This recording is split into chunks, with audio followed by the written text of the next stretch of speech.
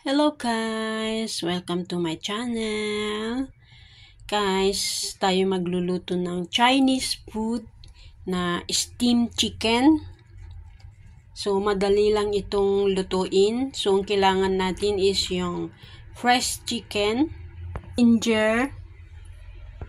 ginger juice, at saka yung dry fungus.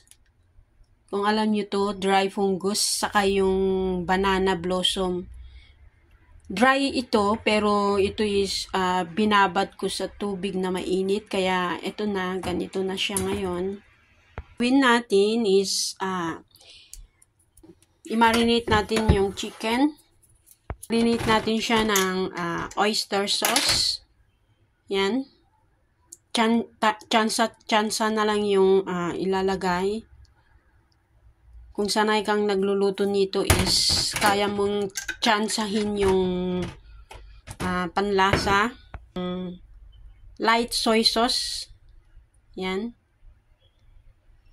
Yan. Sesame oil.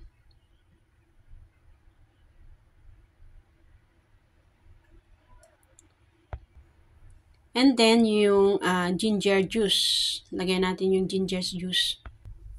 So, naihalo ko na. Nailagay ko na yung panlasa. So, haluin natin.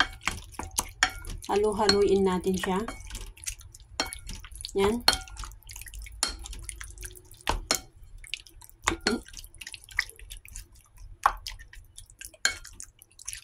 Then, lagay na natin yung shredded na hiniwa kong ginger. Kailangan ng maraming ginger para yung lansa is mawawala.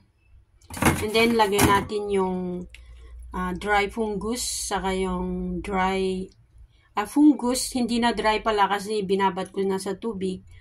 Fungus, saka yung banana blossom. Yan, lagay natin. Ayan na siya.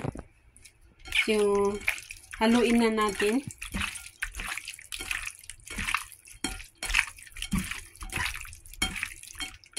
Hindi ko na nilagyan ng asin kasi baka maalat na. Alam mo ang mga Chinese ayaw nila ng maalat.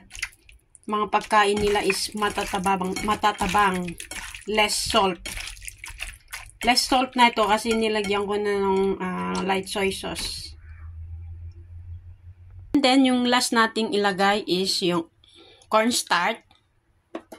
So, lagyan natin ng cornstarch. Ito kasi yung pampalambot ng manok. Yan. Haluin uli natin.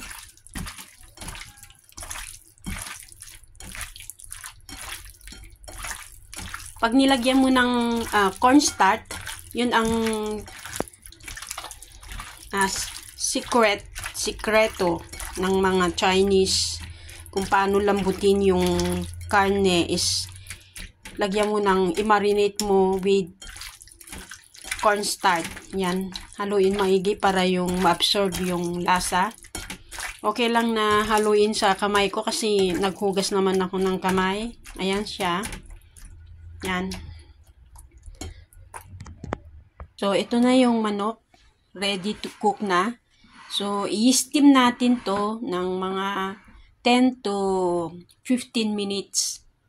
Ayan, ready to cook na to.